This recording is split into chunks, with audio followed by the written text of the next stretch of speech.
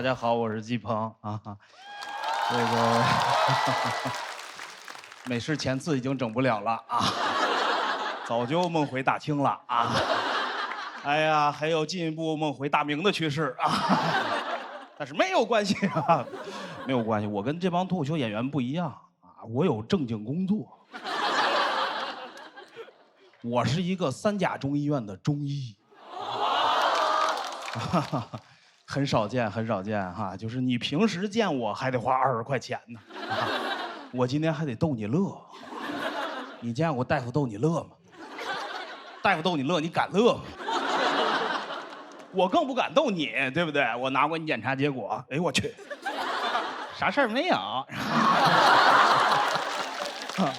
这都容易让打成病人啊。中医特别好。我认为啊，中医在整个医疗系统里头，那是最好的岗位，最起码中医安全。我们科没有医闹，你啥时候见我们科来个患者一脚踹开门，那大夫出来，这吃了欺负药了，这一点也不见好，这怎么回事啊？我一句话就解决了。你是不是生气了？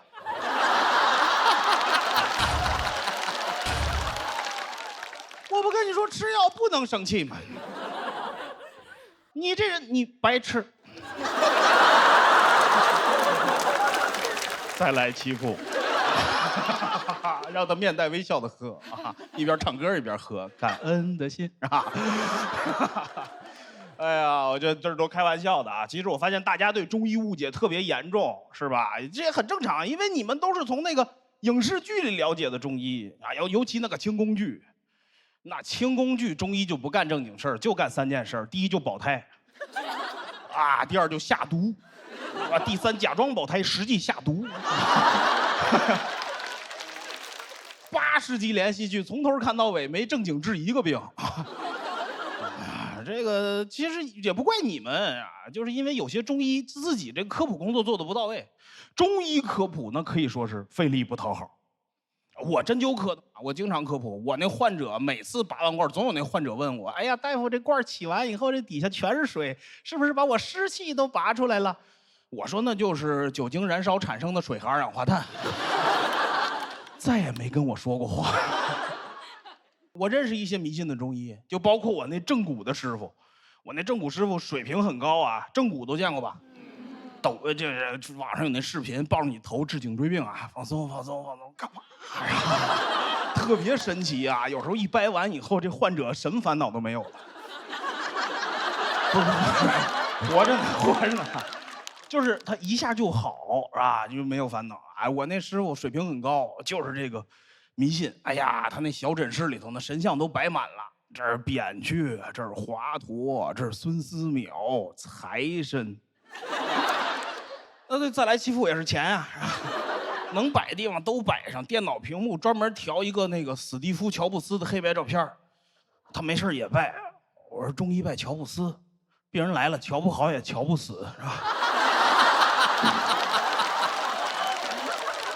也很费解呀。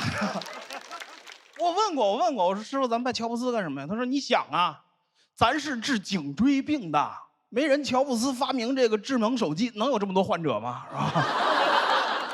我说也有道理，我跟人也拜。我说 AR 眼镜赶紧停产吧，扎克伯格非死不可，是吧？美好的愿景，是吧？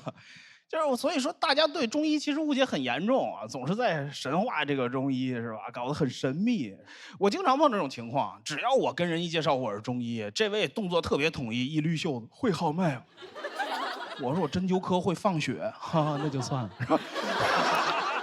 为什么一说中医就想起号脉呀？那为什么望闻问切最后一步才是号脉呀？号脉没有你们想象那么神奇，它就是寒热虚实确定一个大方向，它不是你们想象中的仨指头往这儿一放，全身 CT 没有。我经常在网上看有人神话这个号脉，我看我都有点尴尬。就有小某书上有那种帖子说特悬，说他那中医有多么准，一给他号脉他就没有隐私了，看过吧？说他那中医号脉就问他，你是不是爱熬夜？是不是爱生气？是不是爱喝凉的东西？哎呀，大夫你怎么都知道？你干脆问他是不是在上海上班不得了吗？上海上班能不熬夜？熬了夜能不生气？第二天能不来个冰美式吗？那热美式跟中药有什么区别？那还用中医给你号脉？那足疗给你捏脚也捏出来了，是不爱熬夜？这个我说这话有根据，是吧？这咖啡绝对中药啊，对吧？咖啡意式浓缩的制作方法就跟中药如出一辙，对吧？1份粉，3份水，煎成2碗，是吧？咖啡也就进入中国晚，早400年都得写《本草纲目》上去。多合适啊！咖啡果提神醒脑、利尿通便、人畜两用，哎呀。那要真那样好了，李时珍高兴坏了。咖啡写《本草纲目》里，当时多40多个方子，哎呀，橙 C 美式，生椰拿铁，哎，所以大家一定要理性看待中医啊，尽量去3甲中医院看中医。哎，瞧好不一定，肯定瞧不死啊！谢谢大家，我是季鹏。谢谢季鹏，季鹏。喜欢季鹏这段表演的朋友，千万不要忘记为他投票，请索票。上一次我的印象也特别深，上次他说那饿了以后胃里边伸出一只手来，是不是？他就。反正是说脱口秀的，有的人就很带样，有的人就很带能量，有的人是很卡节奏。他好像就是有点，晚上在夜市大家一块吃饭，隔壁一个哥们儿过来跟你在这聊前2天发生的事儿，就觉得还挺有趣的。我就很喜欢他这个蔫了吧呼，也不是太正经，也不是太认真的这个节奏，就非常有趣。我就当好话听啊，是好话。脱口秀一哥好多，脱口秀一哥们儿挺少见的。脱口秀一哥们儿啊，季大夫，您那个针灸水平怎么样？针灸水平怎么样啊？我已经辞职了。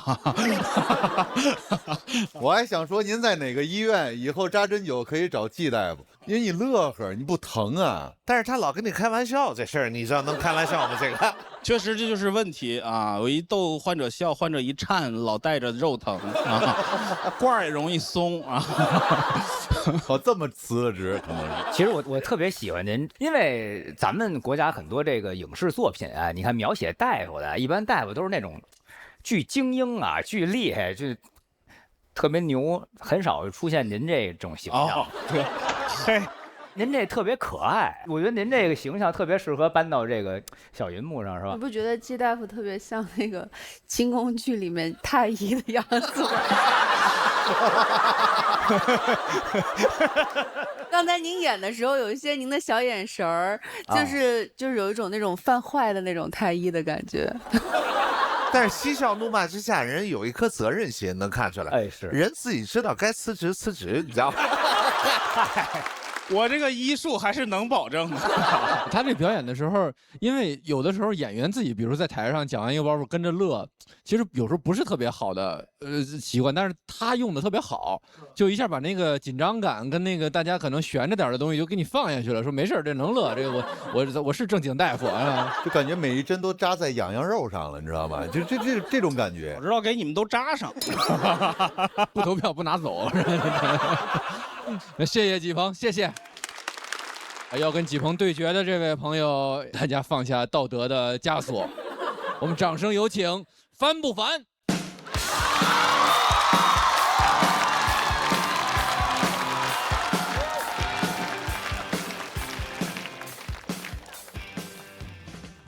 ？Hello， 大家好，我叫帆不凡，鼓掌吧，嘿嘿。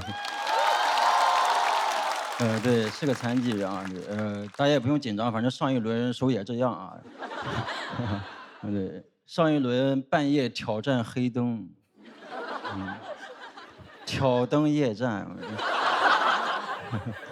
我这个手是先天的畸形啊，然后右手只有3根手指头能用啊。现在讲脱口秀压力太大了，因为残疾人这个赛道有点太拥挤了。黑灯，小佳。我还有，我一个手都数不过来了。千军万马过无障碍通道。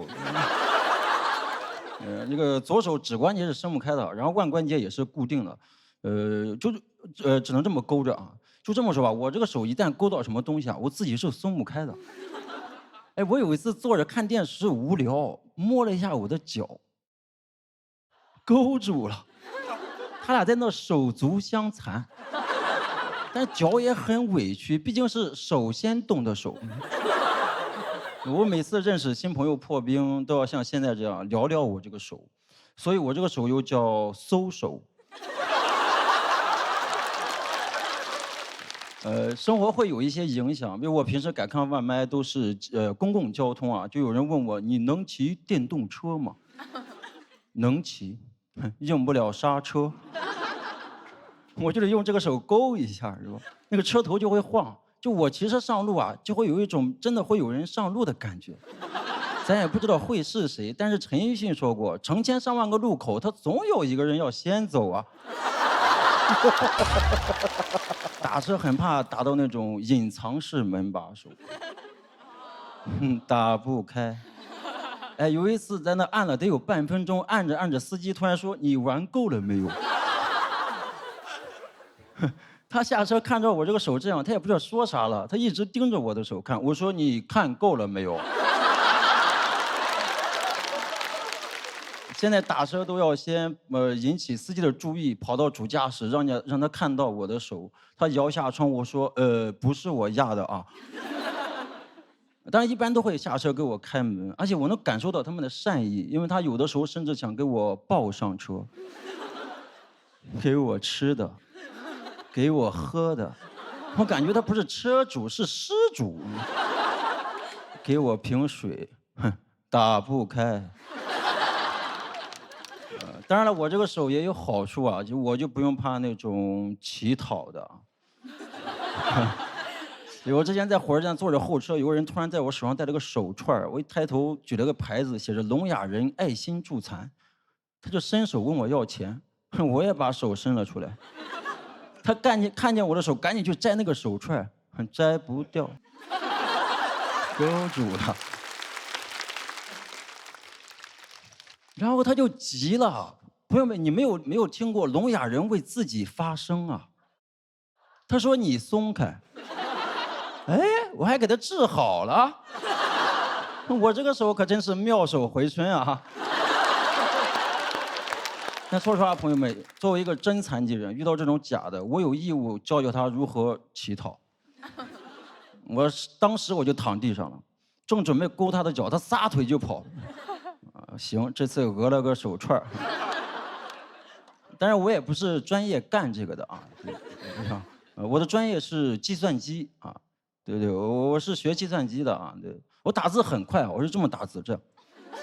就朋友看我打字说，总感觉你的键盘很 Q 弹，感觉你在手打牛肉丸。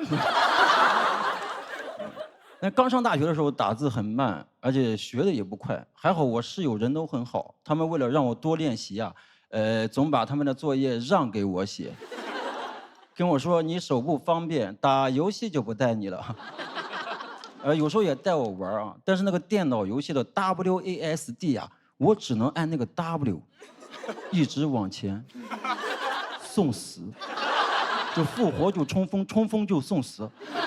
我室友就生气，他说你不要老按一个键呀。我说那咋了 ？W 就是个死啊。毕业之后做了几年程序员就辞职了，因为我觉得上班没意思。你们觉得上班有意思吗？没有哈，今晚听完咱就辞职啊。上班没意思就辞职，折腾了1年多，然后我朋友就跟我说：“你瞎折腾啥？你一个残疾人不安稳点？”我说：“那咋了？大不了我就去乞讨，反正我有经验。”确实折腾1年多，啥也没干成，就来讲脱口秀啊。我发现脱口秀比程序员简单啊。哦，原来残疾人最终的归宿还得是以卖艺为生啊。现在讲脱口秀1年多啊，认识了一些演员朋友。就脱口秀演员是什么货色，大家应该知道啊。围观我打字，让我给他点烟，带我去看恐怖片，想看老子怎么捂眼睛。我看到恐怖的地方，直接用手勾住他的眼睛，他是真吓坏了，忘了这是谁的手了。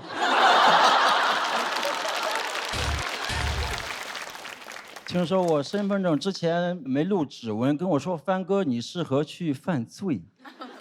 我犯什么罪？我刀都提不起来。他说指纹很重要，可以通过指纹锁定你这个人。我说你不通过指纹也能锁定我这个人。我们到时候查的不是指纹，是爪纹。案发现场发现霸王龙来过。现在讲脱口秀，也有人跟我说，你一个残疾，你得安稳安稳。我说，反正生活只让我按一个键，那我就一直往前，对吧？反正存钱上万个路口 ，W 就是我先走。讲到这里，谢谢大家。喜欢翻不还这段表演的朋友，千万不要忘记为他投票，请锁票。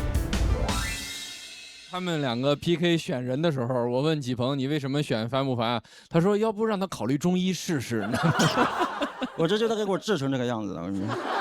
但我感觉处理的还是挺轻巧的，一直轻巧。我觉得上一次的时候也是给我的那个冲击还是蛮大的。这上次我记得给我乐的，但是接在黑灯后边，我觉得那压力很大啊！而且上次他们3个，我记得，我天哪，就是每一次都觉得这是前面那个坎儿是不好迈的，就是又上一个，又上一个，又上一个，这非常有趣。但这次我觉得。可能是我抱的期望太高了，我就一直在这盯着。我觉得像有些东西可以再切一点，都是碰到了一点就走了，碰到了一点就走。对对，因为这个确实可能段子稍微有点散，其实上次也有点散，只是后面那个手机支架那个神来之笔有点就这次也在思考，因为我后来想那个 W 了，实际我这个手有点像 W。对，其实那个 W 向死而生，然后勇往直前的那个挺好的。谢谢。其实我觉得。您有点留手了，确实留了2根啊，留了2根没拿出来。嗨，您有点温柔了，我那意思，因为什么呀？黑灯啊，包括小佳呀，你们好多这种地狱笑话其实是特别吸引人的。我特别喜欢看您使点小坏，因为您使小坏是被所有人原谅的。我喜欢听这种丧失所有功德的这就您一说，哎，我们这些对我们就没有道德感了，我们就特别高兴的，就是那喝彩。行，下回把这些东西全放前面。我同意这个刚才大林子说的，就真的犯坏特别好，就是让我们有一种幸灾乐祸的感觉，就那种感觉一定要用上。行，下次一定要用上。行，就是其实到后半段的时候，我觉得我们听的还挺兴奋的，但是你的存在和黑灯的存在都特别的重要，就让我们看到你们的世界发生的事情，然后也会让这个社会有更多的一些变化吧。谢谢。那谢谢樊不凡的表演，我们把纪鹏也请回舞台中央，请看大屏幕。那我要先请165票的樊不凡暂时前往待定区，同时恭喜纪鹏173票直接晋级。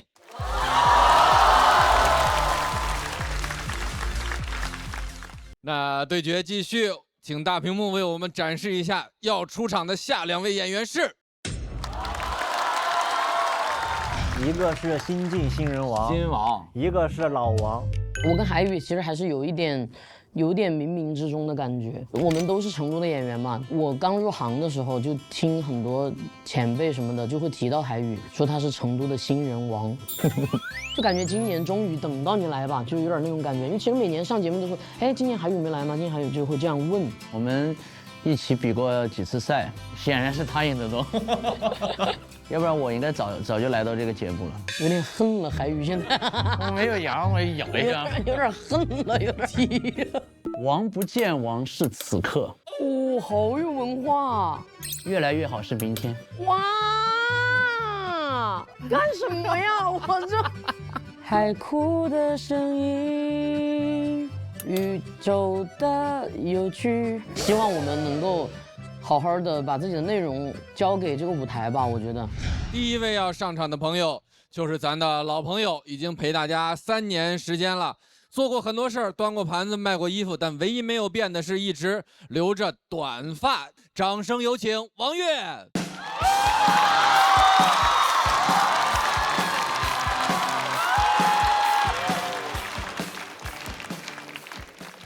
哎，大家好，我是王悦。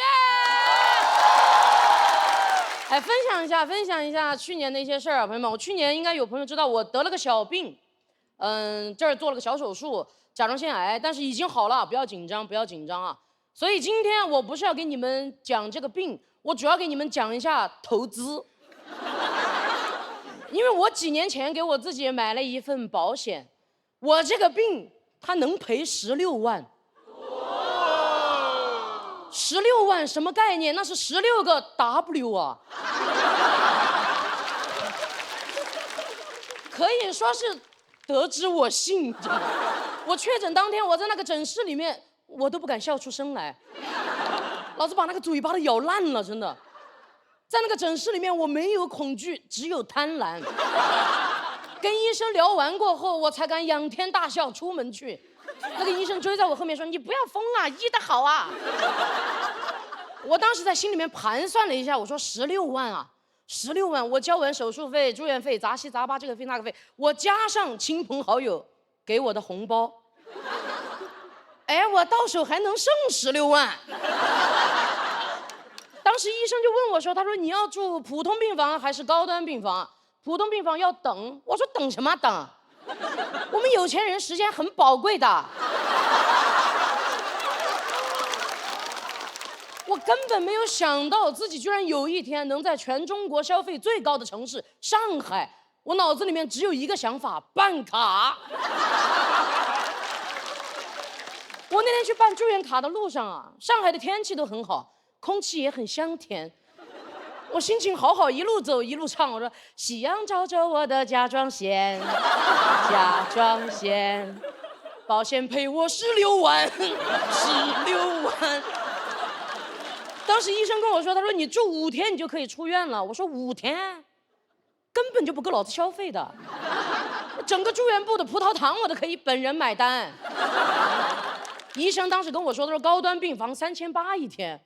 我说那咋了？3800又咋了？亲朋好友来看我，那个病房我都可以请他住2天。你别说2天了，我住他2个月又能怎么样嘛？我一算22万8。不够。但我确实最感谢的人就是5年前我那个保险代理人，没有他就没有我的今天。我是在一个末班地铁上碰见他的，那天那个地铁上空空荡荡，他刚好就坐在我的对面，而且我注意到他是因为我们俩看起来都很疲惫，而且同时叹了口气，好有宿命感啊。结果下一秒钟他就开始给我推荐保险。他说他1个月没开单了啊，他就开始劝我。他说你虽然现在一无所有，但你到了30啊，那不一定，那就有病了。而且越重的人越危险，你就应该买一份重疾险。而且像我们这种穷人就应该富贵险中求。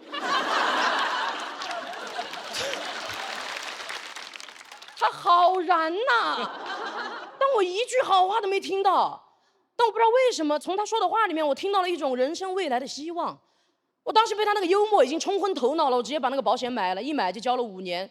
当天那个地铁可以说是呼啸而过，我到后来才知道，那天我已经站在了风口上了。办完了住院，我就开始准备理赔了。我美滋滋的点开我那个保险 app， 上面显示了4个大字：保单失效。我当时跟你们反应一模一样，我说什么意思啊？失效应该就是有效的意思吧？我那个保单已经变成灰色了，我感觉那个癌细胞扩散到手机里了。客服给我打电话说我已经错过了交费时间，保单已经失效半年了。我说失效就是有效的意思吧？他说好笑。我那个保险代理人他也转行去干别的了，根本没人提醒我交费。老子当时在那个高端病房的走廊上，我像那个疯了的可云。我说保单，我的保单。喊过来2个保安，我心想你们来的也太是时候了，快点把我抬到那个普通病房去。我去查了一下，我去年最后交费的期限刚好就是去年喜剧之王单口季的总决赛现场，我就在这个舞台上录制，老子穿个裙子，我心里只有喜单没有保单，我哪里顾得上保险？我连保险裤我都没穿。我朋友后来问我说：“你那天到底干啥去了？怎么能没买呢？”我说：“我搞笑去了。”而且压死骆驼的最后一根稻草根本不是那个保险，我跟你们说，那个高端病房，它高端就高端在它安静，整个住院期间不允许任何亲朋好友来探视。我保单没赔上就算了，老子红包也没收到。你把人给我拦在外面，我可以理解，你把红包给我塞进来啊，你货币给我流通进来啊。那医生不要，我要啊。我手术当天做完的，全麻是第2天醒过来，我真的天都塌了，我那个线上转账也变成灰色了。光是超过24小时自动退还的都有5笔，3800一天的那个高端病房，我都不知道从哪里开始节约。我说要不然给我少打2袋葡萄糖吧。我跟你们说真的，我把我带去的所有衣服在那个病房里我都洗完了。本来让我住5天，我第3天就想走了，我衣服都晾干了。那个医生说你脖子这儿这个伤口应该还要再养一养吧。我说我吗？我已经好了。不信你看，当当当当当当当当当。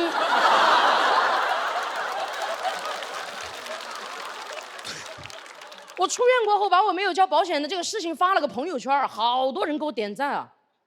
我那个保险代理人没有给我点赞，因为他真的很忙很忙很忙很忙。他后来转行，他去讲脱口秀去了。我给大家介绍一下，我的保险代理人叫王悦。在5年前的那辆末班地铁上，他看着对面车窗里的自己，1个月没开单了，马上就要被开除了，感觉人生快完了。他一咬牙，给自己买了一份保险。他肯定没有想到过人生无常，当年那份保险不是他最成功的投资，他最成功的投资是他拿着那笔佣金，去给自己报名了一个脱口秀培训班。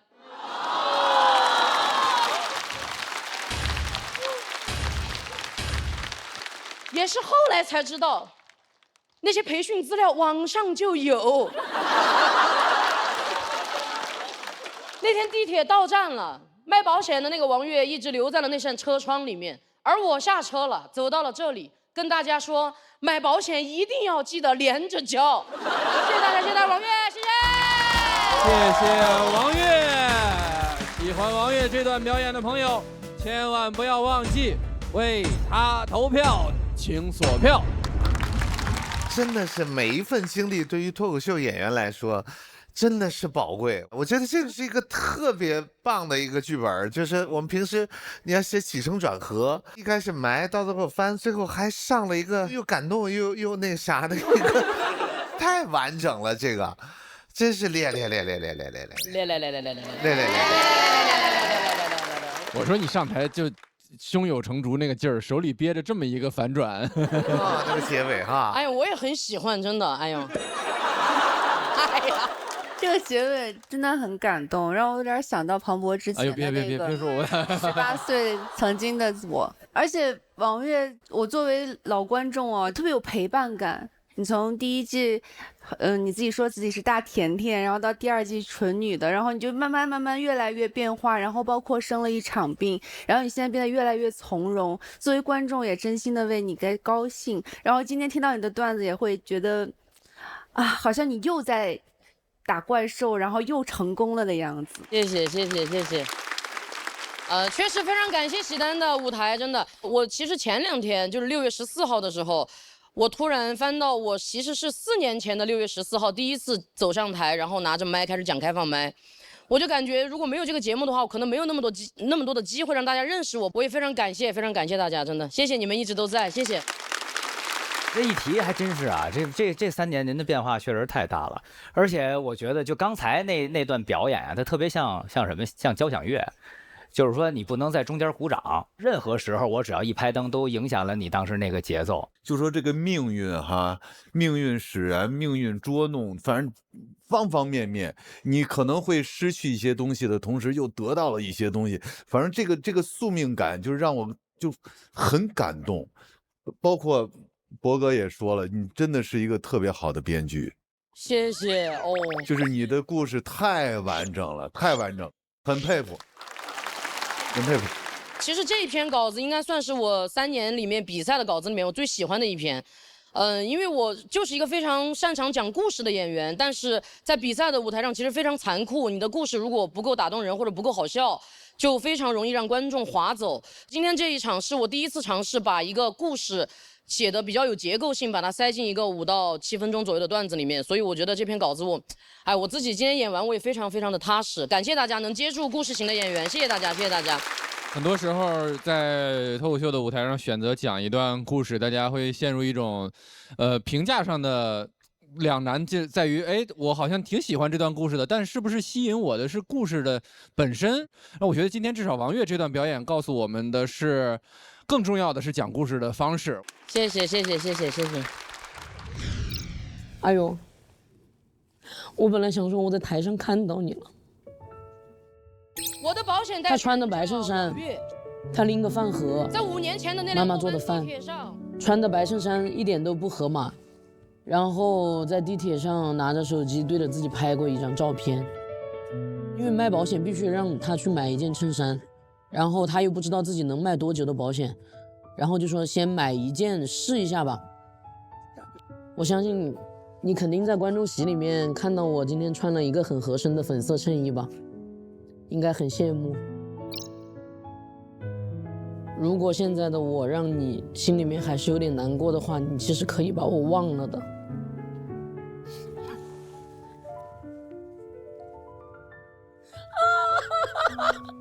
爆哭！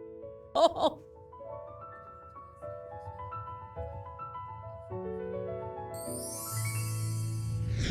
都安排好的啊，是啊，哎，最好还是那个王悦啊，哎，对呀，超级有实力，大家都认可，就他了啊，就这份了啊，好，挂了。你这给我夸的，不得不说，最正确的 pick， 那就是最成功的投资。哎，你也知道他吗？虽然家里已经有我这么个北大体育生了，但也可以再多一个。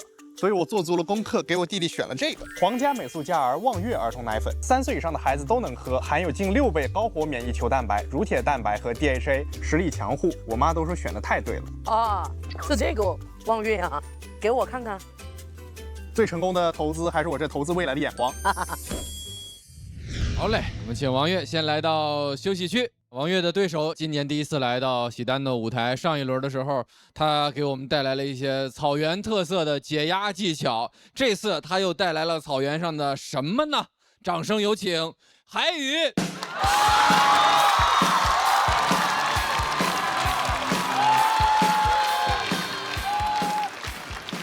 嗨，朋友们晚上好，我叫海宇，感谢大家。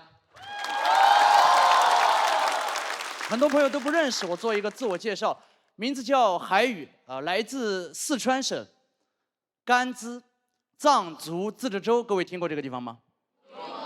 感谢，我需要强调一下，小时候我们的藏区确实教育条件很差，当然现在变好了，但小时候呢，我们有国家政策的扶持，像我当年高考就有加分政策，我很幸运，给我加了50分。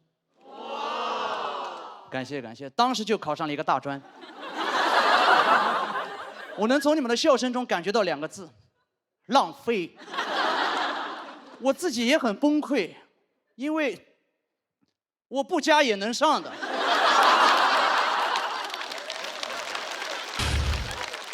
我知道这一切很丢脸，但不怕大家笑话我，真的，我上了大专才意识到这很丢脸。因为在我遥远的甘孜藏区老家，我有6个最好的藏族兄弟，我们都加了50分。只有我一个人考上了大专，他们连大专都没考上。你说你在这样的环境里面长大，怎么可能怀疑自己是学渣？你只会觉得自己是文曲星下凡。除非那天我们7个兄弟一块看的，我作为我们7个兄弟里面唯一的一个状元。被他们围在中间，轮流给我提供情绪价值。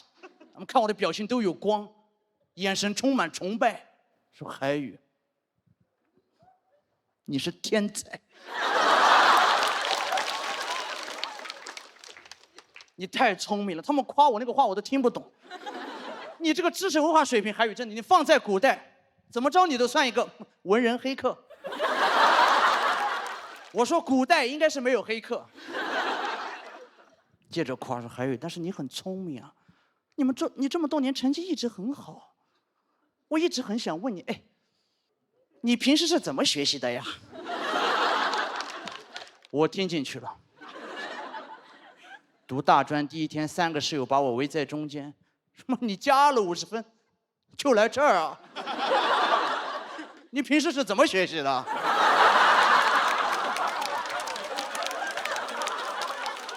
不喜欢他们，因为他们当时围着我就开始讨论一个话题，叫“假如把这50分加给我”。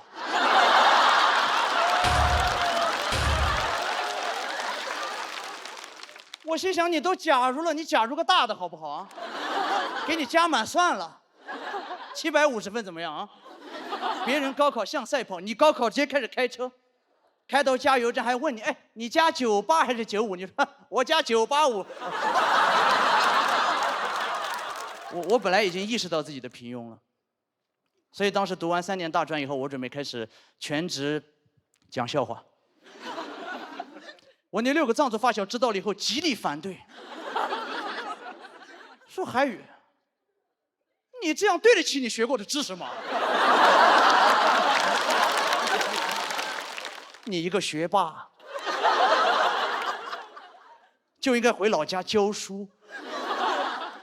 他们说，钱学森注定是要研究导弹的，帽子扣得太大了。我想，如果你要这么说的话，我更要讲脱口秀了，因为我跟钱学森一样，我们都是为了炸。然后他们建议我去考公务员，说我这么聪明。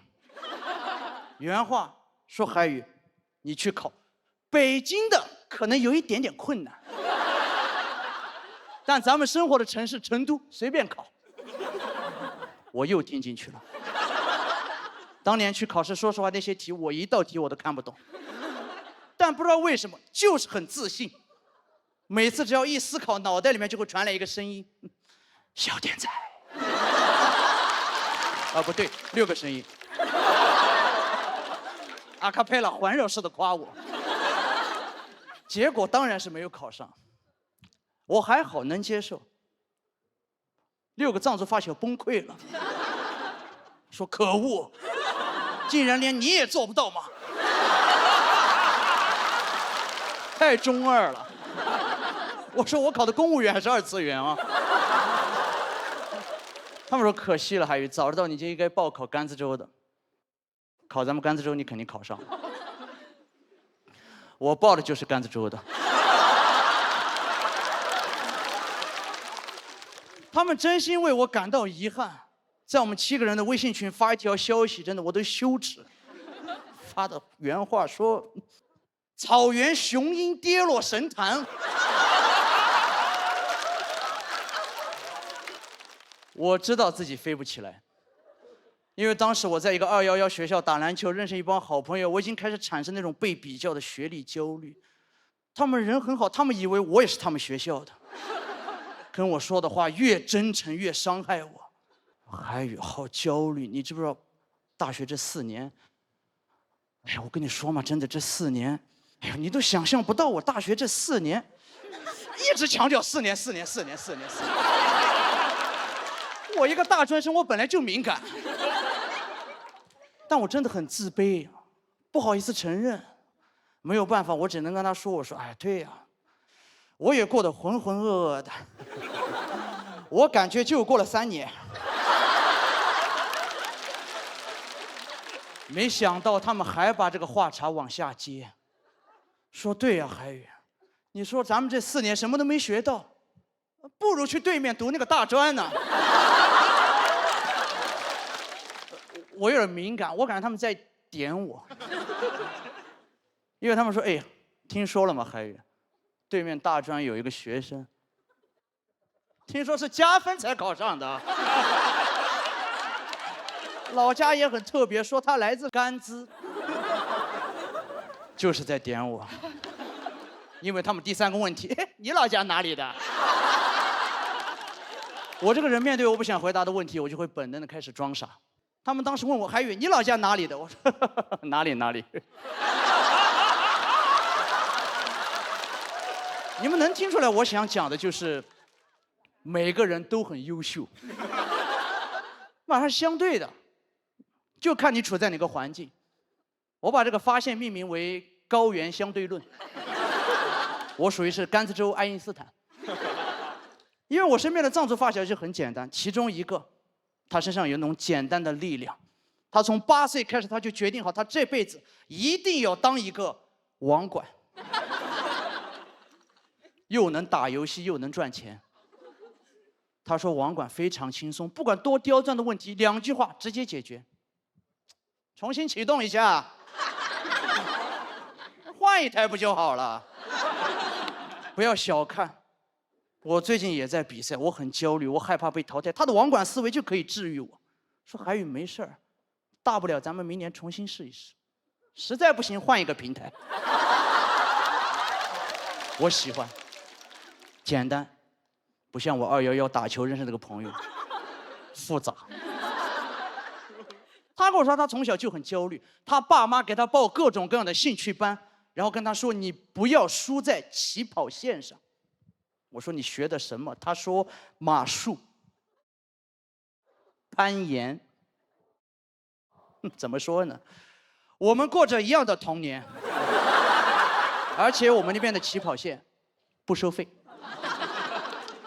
他说什么老师这么好不收费？大自然。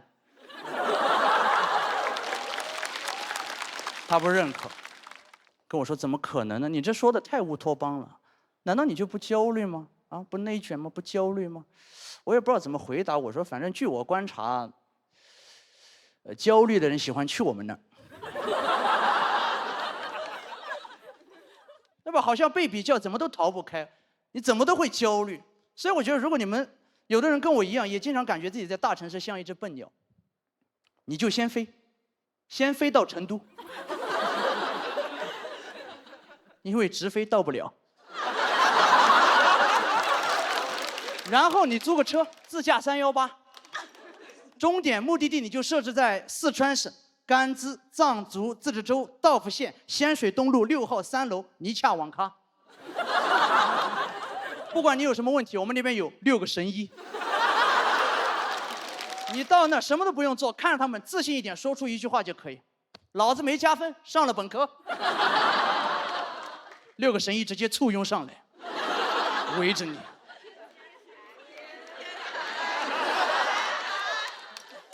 新的雄鹰出现了，谢谢你们，我是海宇，谢谢。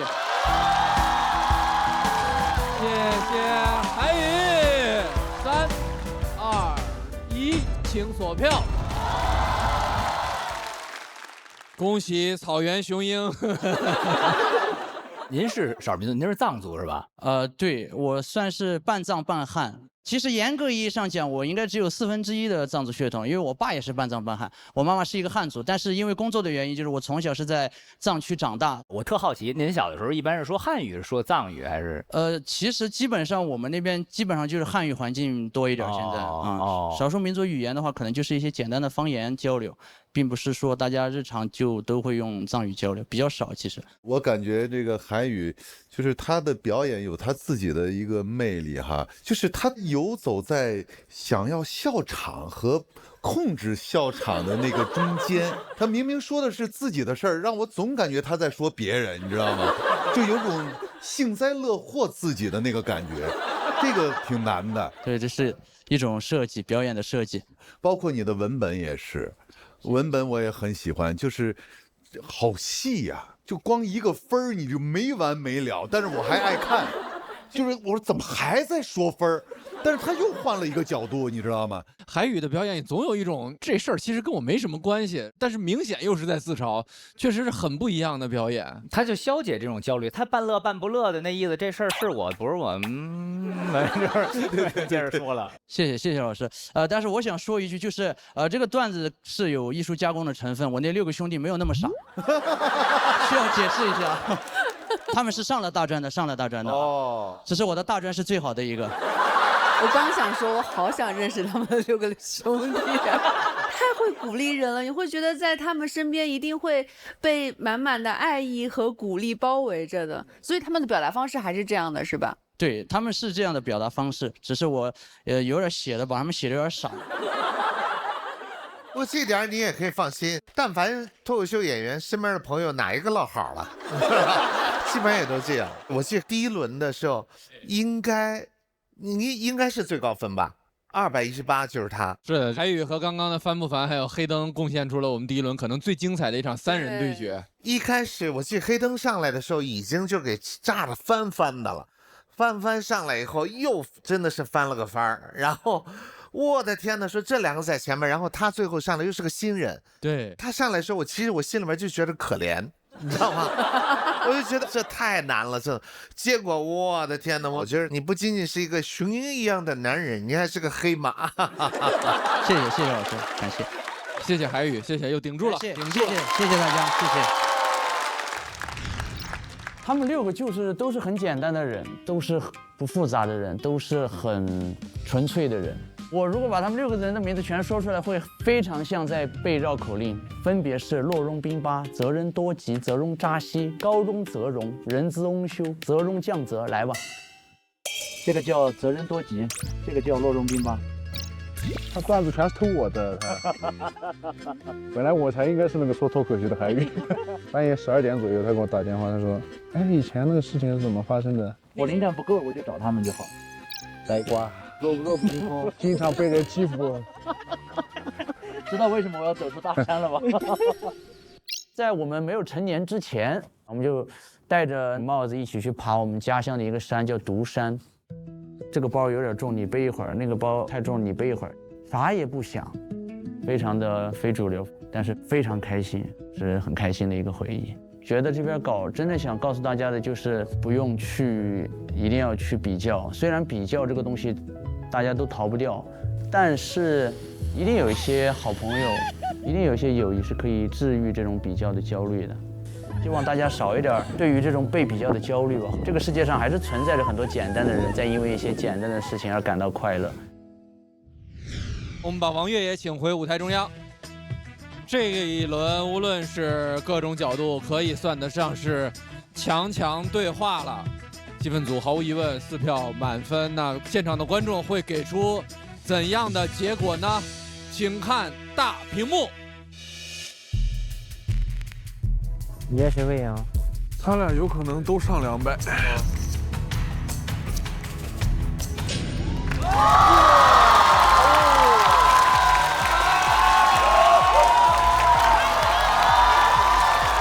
出现了这一赛段第1次同时晋级，恭喜王悦，恭喜海宇。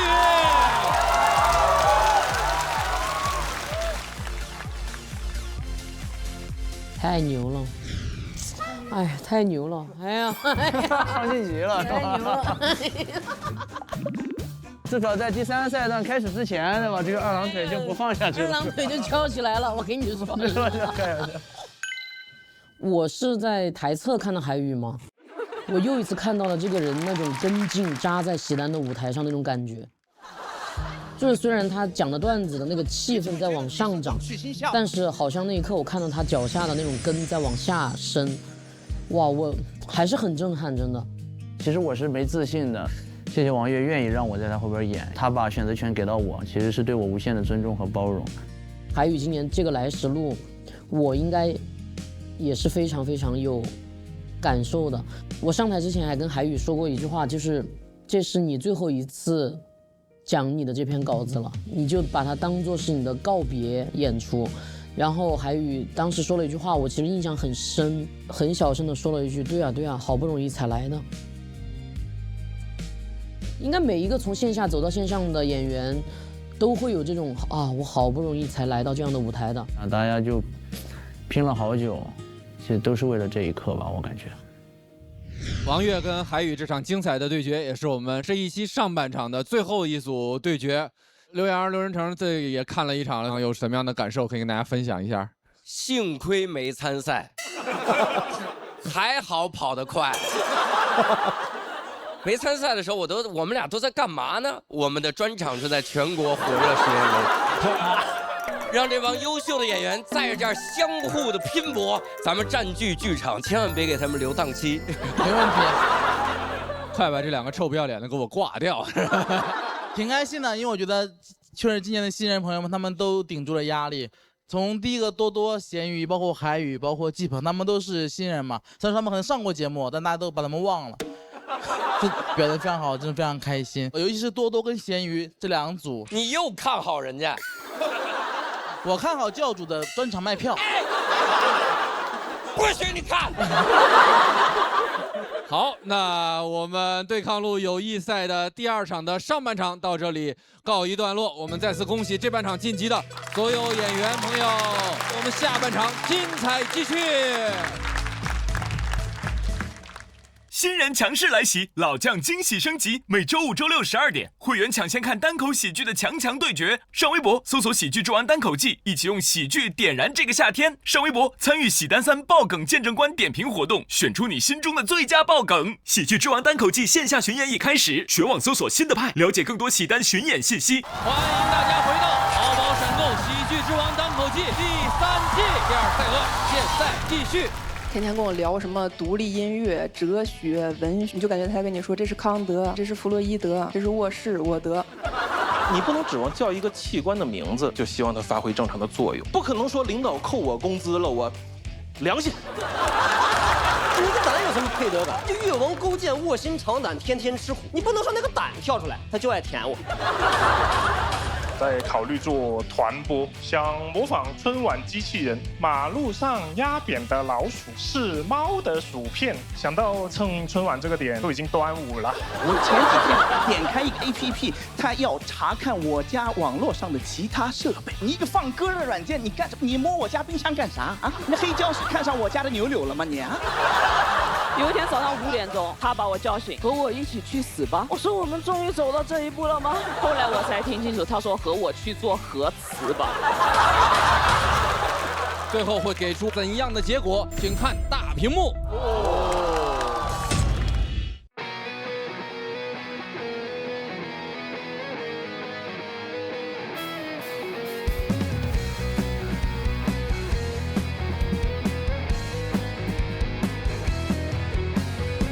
看到吗？台上是谁在领奖？不是我，我在角落啪啪啪领奖。不是我。排队排最后合照站最边上。我咋办？你开场唱，我赶场，点绿就响。从来就没有女生举来主角气场。你只是北京腔，我可是北京腔。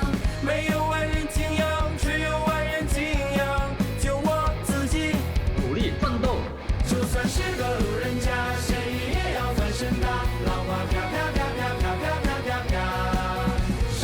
每周1 12点，会员专享喜剧演员们收工后的走心饭局。电视看爱奇艺就用奇异果 TV， 享真奇映画 Max 高品质视听，解锁100种追踪方式，你的私人定制尽在爱奇艺综艺。来爱奇艺创作中心投稿《喜剧之王单口季》第3季，2创视频赢现金奖励。海外用户下载爱奇艺国际版，多语言字幕，更多独家内容抢先看。更多节目精彩资讯尽在新浪娱乐微博综艺、新浪综艺，百度一下你就知道。上百度 APP 搜索《喜剧之王单口季》第3季，看更多精彩内容。独家中文百科合作平台，上百度搜索《喜剧之王单口季》第3季，精彩内容尽在百度百科。上新浪新闻客户端搜索《喜剧之王单口季》第3季，看节目更多精彩内容。上前程无忧无要照，找高薪工作，赚到你笑。下载网易小蜜蜂，看年轻人的朋友圈，拥有到词典 AI 同传，外教课堂轻松听懂，跨国会议无碍沟通。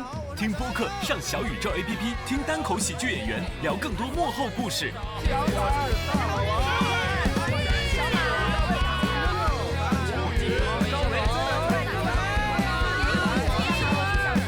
谐音梗康拜双关，预期再来点反转。能够吵架场面饭就当真。